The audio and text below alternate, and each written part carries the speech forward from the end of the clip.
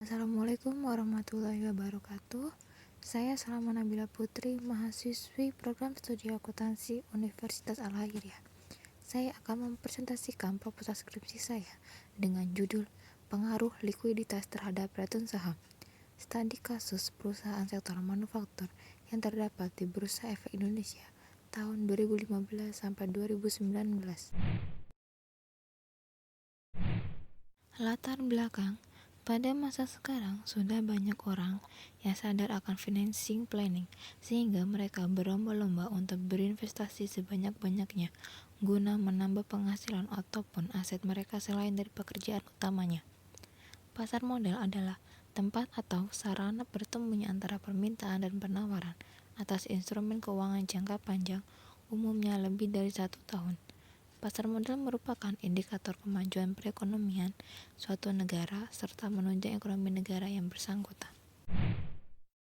Perkembangan bursa efek selain dilihat dari semakin banyaknya anggota bursa, dapat dilihat juga dari perubahan harga dan return saham yang diperdagangkan.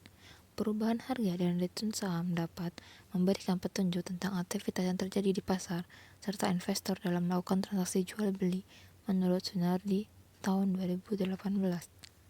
Likuiditas perusahaan dapat diukur dengan rasio lancar dan rasio cepat. Rasio lancar menunjukkan kemampuan perusahaan untuk membayar utang lancar dengan menggunakan aktif lancar yang dimiliki. Sudana 2009 halaman 24. Selanjutnya yaitu identifikasi masalah. Harga saham memiliki hubungan positif terhadap return saham. Jika harga saham tinggi, maka return saham yang akan didapatkan akan tinggi. Berdasarkan tabel di atas, terlihat bahwa dari tahun 2015 sampai 2019, harga saham perusahaan manufaktur mengalami fluktuasi atau tidak stabil. Pada tahun 2018, perusahaan sektor manufaktur rata-rata mengalami penurunan harga saham, di mana return saham pun ikut turun. Permasalahan tersebut yang akan diteliti apakah terdapat pengaruh antara variabel X terhadap variabel Y.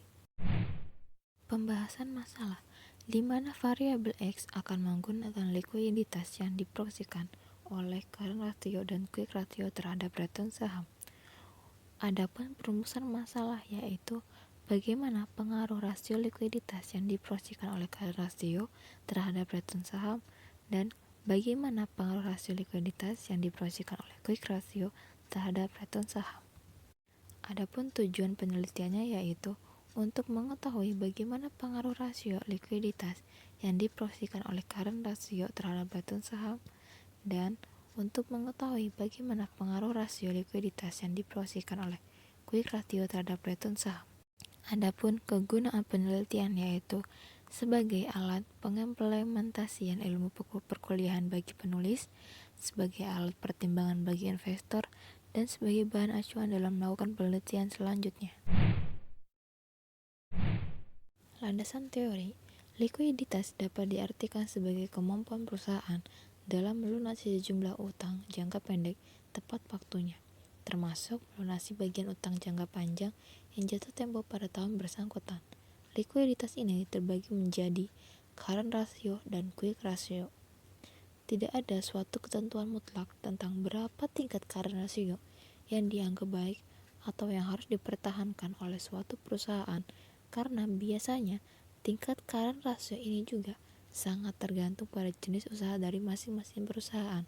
Akan tetapi, sebagai pedoman umum, tingkat current ratio 2,00 sudah dapat dianggap baik. Quick ratio hampir sama dengan current ratio, hanya saja jumlah persediaan atau inventory sebagai salah satu komponen dari aktiva lancar harus dikeluarkan. Rasio ini menggambarkan kemampuan perusahaan dalam membayar kewajiban jangka pendeknya dengan harta lancar yang dimilikinya tanpa memperhitungkan nilai sediaan. Artinya, nilai sediaan diabaikan dengan cara dikurangi dari nilai total aktiva lancar. Return saham adalah hasil keuntungan yang diperoleh oleh investor dari suatu investasi saham yang dilakukan menurut Jugianto tahun 2017. Saya akan lampirkan tentang penelitian terdahulu. Yang pertama ada Hairil Anwar tahun 2020, Klinomika volume 2 dengan judul penelitian pengaruh posisi keuangan, laba rugi, perubahan ekuitas, dan arus kas terhadap return saham pada perusahaan sektor agrikultur yang tercatat di BEI periode 2017 sampai dengan 2019. Yang kedua ada Rosmiati Tarmizi, Heri Gunawan Sudarsa, Indra Yanti, Desi Andrianto tahun 2018, Jurnal Akuntansi dan Keuangan volume 9 dengan judul penelitian Pengaruh Likuiditas dan Profitabilitas terhadap Return Saham. Yang ketiga ada Niputu Almakaila Almira, Niluh Putu Wiagustini tahun 2020, Jurnal Manajemen volume 9 dengan judul penelitian Return on Asset, Return on Equity, dan Earning per Share berpengaruh terhadap return saham. Yang keempat yaitu ada Putu Eka Deyanita Marfilianti Dewi tahun 2016, Jurnal Ilmiah Akuntansi volume 1 dengan judul penelitian Pengaruh Rasio Likuiditas, Profitabilitas, Solvabilitas, Aktivitas, dan Penilaian Pasar terhadap return saham. Yang kelima ada Nadi Sunardi, Akadim Jurnal Ilmiah Ilmu Manajemen dengan judul penelitian yaitu Profitabilitas, Likuiditas, dan Multiplier Equity pengaruhnya terhadap harga serta return saham pada industri manufaktur tahun 2012 sampai dengan 2017. Selanjutnya yaitu ada kerangka penelitian. Yang pertama yaitu pengaruh current ratio terhadap return saham, yang kedua pengaruh quick ratio terhadap return saham, dan ketiga yaitu pengaruh kapital terhadap return saham. Hipotesis penelitian. Hipotesis pertama, current ratio berpengaruh positif terhadap return saham. Hipotesis kedua, quick ratio berpengaruh positif terhadap return saham. Hipotesis ketiga, kapital berpengaruh positif terhadap return saham. Dan hipotesis keempat, current ratio, quick ratio, dan kapital berpengaruh negatif terhadap return saham. Untuk metodologi penelitian, pada penelitian kali ini, saya meneliti di perusahaan sektor manufaktur. Metodologi yang saya gunakan yaitu metodologi kuantitatif. Jenis data yaitu data sekunder berupa laporan keuangan perusahaan dan harga pasar saham perusahaan. Populasi yang saya gunakan di penelitian kali ini yakni ada 193 perusahaan sektor manufaktur yang menerbitkan laporan keuangan tahunan yang telah diaudit di Bursa Efek Indonesia. Adapun sampel yang saya gunakan dalam penelitian kali ini yakni 12 perusahaan sektor manufaktur.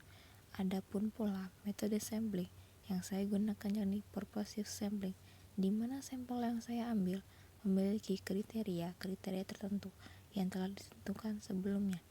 Dan teknik pengumpulan data yang saya gunakan yakni ada teknik library research dan teknik dokumentasi.